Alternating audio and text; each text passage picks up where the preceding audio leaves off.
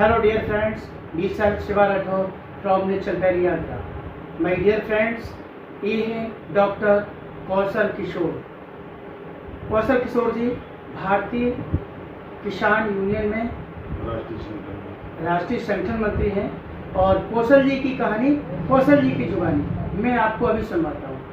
तो कौशल जी, आप बताइए, भारतीय किसान यूनियन में आप कब से काम कर रहे हैं? सबसे पहले तो मैं आपको धन्यवाद दूंगा क्योंकि आप हमारे ऑफिस में पधारे हुए हैं, एक छोटी सी झोपड़ी में आए हैं, उसके लिए बार बार आपके चैनल को भी धन्यवाद दूंगा। और जो दर्शक भाई हमारे किसान भाई हैं, अन्य समाज के मैं 2-3 संगठनों में काम करता हूँ, चाहे वो व्यापारी संगठन हो या शबट संगठन हो। सर, संगठनों के नाम बताइए जिन संगठनों में आप काम कर रहे हैं। मैं भारतीय शबट संगठन का प्रदेश अध्यक्ष हूँ और किसान यूनियन का राष्ट्रीय संगठन मंत्री हूँ और उसके अलावा जो व्यापार संगठन है हमारा फिरोजाबाद उद्योग व्यापार मंडल, उसका मैं महामंत्री भी हूँ। बहुत बड़ा सौभाग्यशाली अपने को समझता हूँ कि आप जैसे भाइयों से मेरी मुलाकात हो रही है। माय डियर फ्रेंड्स, ये फिरोजाबाद में रहते हैं और फिरोजाबाद में समाज सेवा के लिए इनको बड़े अच्छे से जाना जाता है। और आज शिवा राठौर के तीखे सवाल नेताजी बिहार देखना न भूलिएगा। प्लीज मिस्टर कौशल किशोर की कहानी, कौशल किशोर की जुबानी हम सुनवाते हैं।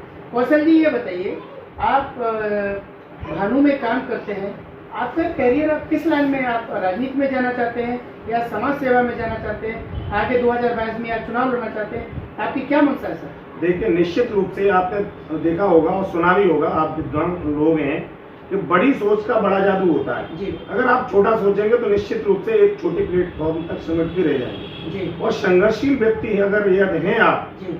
और अगर संघर्ष के बल पर आगे बढ़ना चाहते हैं तो आप निश्चित रूप से असीमित क्षेत्र आप जाएंगे, निश्चित रूप से बड़ी सोच के साथ जाइए। उपाध्याय जी, मुझे ये बताइएगा कि आप फिरोजाबाद में रह रहे हैं, फिरोजाबाद के अंदर जो विकास जो है विधायक ने, फिरोजाबाद के मेयर ने फिरोजाबाद में अभी तक क्या विकास करवाया है, और 30 सेकंड में बताएं सर। अच्छा, निश्चित रूप से देखिए, मैं सिरे से कोई चीज खारिज नहीं कर सकता। हमारे यहाँ विधायक जी हैं, सदर विधायक जी, तो इनका कार्यकाल बहुत अच्छा रहा है जी, मैं इसमें दो राय नहीं जी। क्या उस समय बजट आया था तो इन्होंने विकास के काम कराए तो एक छवि भी बनी है, वो छवि बनती है तो आदमी पॉपुलर होता है तो पुनः दोबारा भी चुन के आता है।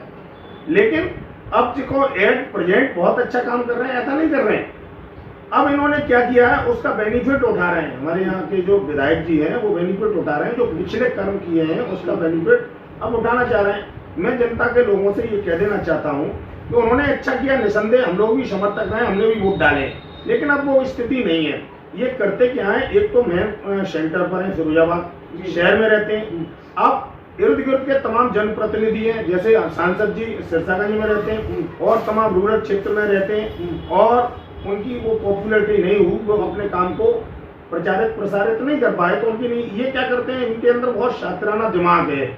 ये करते क्या है, स्कीम चाहे सपा के कार की हो और वो क्रियान्वित हो रही है, जैसे उद्घाटन करा दिया तो क्या हाल के हाल तो बनती नहीं है।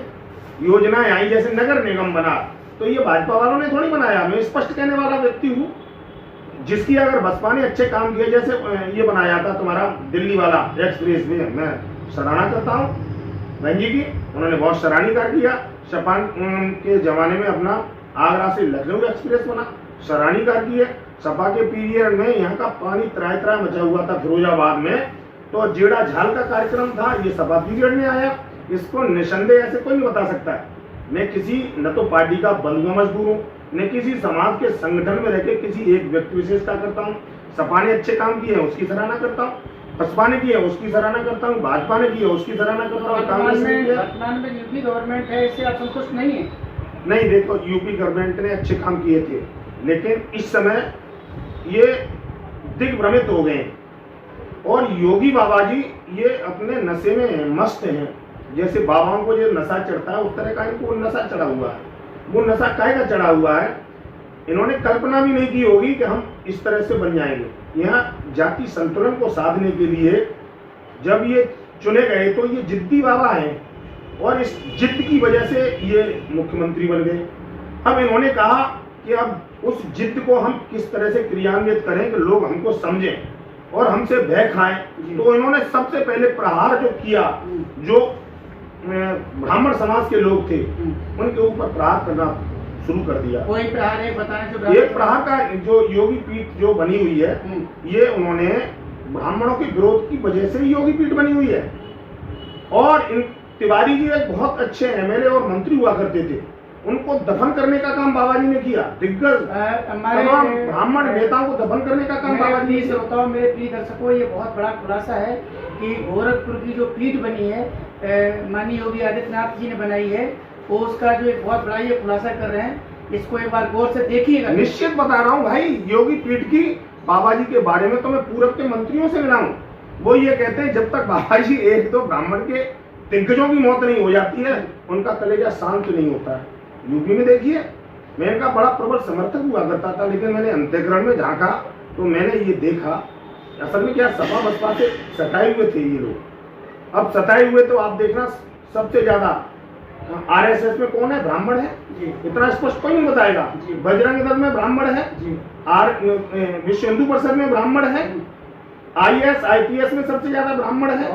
सपा बसपा में इन्होंने जो विरोध किया तो इन्होंने मोर्चा संभाला ब्राह्मणों ने। आपने देखा आरटीआई कौन मांगता है, आरटीआई एक से एक दिग्गज ब्राह्मण मांगते हैं, क्षत्रिय नहीं मांग पाते हैं। क्षत्रियों से मेरा इष्ट है, क्षत्रिय हम लोगों का सम्मान करते हैं, लेकिन कुछ ऐसे लोग हो जाते हैं, बाबा को लोग ब्राह्मण ही समझते थे, लेकिन इन्होंने क्षत्रिय का पालन न करते हुए, हिटलर शाही का पालन करते हुए तबाही मचाने का काम इन्होंने दिग्गजों से शुरू किया। इनके अंदर प्रतिशोध की जो ज्वाला धधक रही थी, उस पर इन्होंने काम करना शुरू किया है। प्रतिशोध की ज्वाला में सबसे पहले ब्राह्मण आया, फिर हिंदू मुस्लिम के हिसाब से आया है, आप लोग देख ही रहे हैं, उसमें बताने की जरूरत ही नहीं है। अब ये करते क्या है, हर माल 50 रुपए, अब 50 रुपए में 35 रुपए का भी माल डाल देते हैं, 25 रुपए का भी माल डाल देते हैं, 20 रुपए का डाल देते हैं, 50 रुपए में बिक रहा है। कुछ काम इन्होंने अच्छे किए हैं, उसके चक्कर में बुरे घुसेड़ देते हैं, तो बुरे भी इनके चल जाते हैं। कानपुर के कांड को लेकर कुछ कहेंगे? मैं बता रहा हूँ, विकास दुबे मान लेते हैं क्रिमिनल था, मर गया, किसी को कोई ऐतराज तो नहीं है, ब्राह्मणों को किसी को कष्ट नहीं हुआ, लेकिन खुशी दुबे उनके साथ का एक साथी था, उसे मार दिया, उसके 4-6 दिन शादी पहले हुए थे, उसको तड़पा के मार रहे हैं। ब्राह्मणों का श्राप आज भी काम करता है, और बाबा बहुत बुद्धिजीवी है, इन्होंने वेद पुराण शास्त्र सब अध्ययन किया है, इनको भी तड़प के ही मरना पड़ेगा। मैं बता रहा हूँ, इतनी चैलेंज के साथ कोई नहीं कह सकता। खुशी दुबे का क्या दोस्त था, 2000 उसको तड़पा के मार रहे हैं, तमाम ब्राह्मणों को इन्होंने तड़पा के मार दिया है। ये सच्चाई है, मुझसे बहस करें। मैं क्षत्रियों का प्रबल समर्थक हूँ, क्षत्रिय मुझे बहुत सम्मान देते हैं, लेकिन क्षत्रियों के नाम पर बाबा ने ये गुमराह किया है लोगों को, और वो टीस निकालना है। बाबा तो एक ढकोसला पर्दा में है, इनके अंदर का जो बाबा है वो जो कहते हैं महात्मा, एक होता है जिसकी महान आत्मा होती है, एक होता महात्मा। ये महात्मा करने वाले बाबा हैं, ये तमा कर देंगे, मैं बता रहा हूँ। बिल्कुल ये बड़े सनसनीखेज आरोप लगा रहे हैं और क्या माननीय मुख्यमंत्री जी पर। तो मेरे श्रोताओं, ये बहुत बड़ी बात है कि ब्राह्मणों को लेके योगी आदित्यनाथ जी का जो नजरिया है उसको इन्होंने स्पष्ट किया है। 2022 में ब्राह्मण समाज किधर की तरफ झुका हुआ है? देखो, ब्राह्मण समाज तो विखंडित समाज हो गया, संगठित रहना ही नहीं चाहता। ये ब्रह्मा के मुख से है, इन्होंने राष्ट्रवाद का ठेका ले रखा है। ब्राह्मणों की कमजोरी, और मैं बता रहा हूँ, कहीं हिंदू मुस्लिम के नाम पर कि हम मर जाएंगे, सड़ जाएंगे, तुम्हारे भाग्य में लिखा हो तुम मर जाओगे, तुमने ठेका ले रखा है। सपा से कोई बात होगी तो ये साधेंगे, बसपा को ले आएंगे, बसपा से कोई बात आएगी फिर सपा को ले आएंगे, सपा से कोई बात आएगी भाजपा को ले आएंगे। ये मरते हैं, कुर्बानियां ये देते हैं। तो मैं ये समझूं कि किंग मेकर जो होते हैं वो ब्राह्मण ही होते हैं। अरे ब्राह्मण, इनका देखना आगे ये संगठित नहीं हुए, इनके रोने वाले पैदा नहीं होंगे, मैं बता रहा हूँ। आप बताइए, विद्युता में आज कम है, लेकिन संगठित इनकी शक्ति नहीं है, 2 पैसे में कोई पूछता नहीं है। आज ये हुआ, बाबा जिद्दी थे और जिद्द की वजह से मुख्यमंत्री है। अभी आपने देखा तबाही आई, जो मंत्रिमंडल का विस्तार हो गया, बाबा बिगड़ गए, देख रहे हो, वहीं के वहीं हो रहा है। आप मुझे सर ये बताइए, 2022 के लिए आपकी क्या प्लानिंग है? आप देखिए, 2022 की प्लानिंग मेरी ये है, बड़ा स्पष्ट बताता हूँ। अगर आप लॉटरी नहीं खरीदेंगे और फिर आप कहें कि हमारी लॉटरी खुल जाए, तो खुलने वाली तो है नहीं। हमारे यहाँ की स्थितियाँ ये हैं, हमारे यहाँ कुछ धृतराष्ट्र पैदा हो गए, कुछ चापलूस पैदा हो गए, कुछ अंधभक्त पैदा हो गए। बोले तो ब्राह्मण समाज में क्या, ज्यादातर ब्राह्मण समाज में जी। उस ब्राह्मण समाज का इनको ये नहीं मालूम, एक शरणार्थी जो आया हुआ है, यहाँ पर बसा हुआ है, उसको इतना महिमा मंडित कर दिया है। आपने देखा है, भगवान परशुराम को ब्राह्मणों ने माना ही नहीं, बड़ा सनसनीखेज बातें बता रहा हूँ। जी जी। इन्होंने कोई मंदिर ही नहीं बनाया, और जब इन्हें कोई कुतिया भी नहीं पूछ रही ब्राह्मणों को, तो ब्राह्मणों के आराध्य देव भगवान परशुराम की पूजा करते हैं। इन्होंने मंदिर नहीं बनाए। तुलसीदास जी को इन्होंने ब्राह्मण नहीं माना, ये ब्राह्मणों की बता रहा हूँ। और मरने के बाद ये सबसे प्रकांड पंडित हैं, ब्राह्मण हैं। ये तब मानते हैं कौशल अगर मर जाएंगे तो बहुत तारीफ करेंगे, जिंदा पर ये आगे बढ़ न जाए। इसी तरह से एक शरणार्थी व्यक्ति को इन्होंने फिरोजाबाद में इतना सम्मान देना शुरू कर दिया है कि आज वो स्थितियां नहीं है। मैं बता रहा हूँ सच्चाई, आप हंसने की नहीं, सत्यता है। आज मैं बिल्कुल जो बता रहा हूँ बिल्कुल कट सत्य बताता हूँ, मुझे डर नहीं है।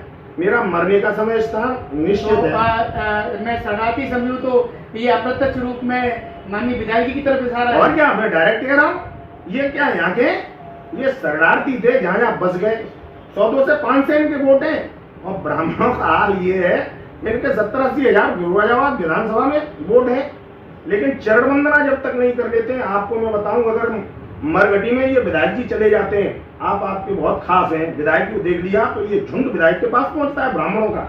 ये ब्राह्मणों की दुर्दशा है। वो कहते हैं ब्राह्मण का धन केवल भिक्षा, ये भिक्षा ही मांगेंगे अगर इन्होंने संगठन शक्ति को मजबूत नहीं किया और ऐसे लोगों को बढ़ाते रहे। आज देखिए फिरोजाबाद में एक भी सांसद नहीं है। फेसबुक पर देखो युवाओं की भीड़ लगी रहती है ब्राह्मणों की। इतना राष्ट्रवाद और उसकी बात करेंगे। आप योगी के विरोध में नहीं जा सकते, मोदी जी के विरोध में नहीं जा सकते, हसीजा के विरोध में नहीं जा सकते। और हसीजा जी पहुंच गए ना प्रोग्राम में, तो ये कहते हैं कि कार्यक्रम सफल हो गया। अरे मूर्खों, क्यों लाख रुपए खर्च कर रहे हो? एक चौकी डालिए, एक मखमली उस पर वो डालिए और उस पर बैठा लिए, उन पर माला डाल दीजिए विधायक के, और कहिए हे प्रभु आपके आने से प्रोग्राम सफल हो गया। क्यों लाख रुपए खर्च करते हैं? ये दुर्दशा का खाड़ है ये ब्राह्मण। मेरे प्रिय दर्शकों, आज जो इतना बड़े बड़े सनसनीखेज खुलासे हुए हैं, और माय डियर फ्रेंड्स, यदि आपको ये वीडियो अच्छा लगता है तो प्लीज़ इसे लाइक, शेयर और सब्सक्राइब करिएगा। शिवा राठौर के तीखे सवाल, नेताजी बिहार देखना न भूलिएगा।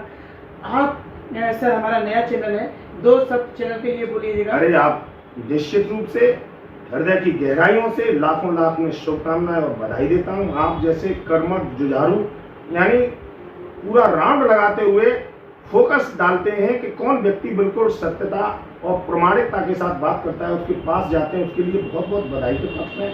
हमारी हृदय की गहराइयों से शुभकामनाएं। चैनल निरंतर उन्नति की तरफ जाए। मैं आपका हृदय आपका आभार व्यक्त करता हूँ। जय हिंद। ओके, धन्यवाद।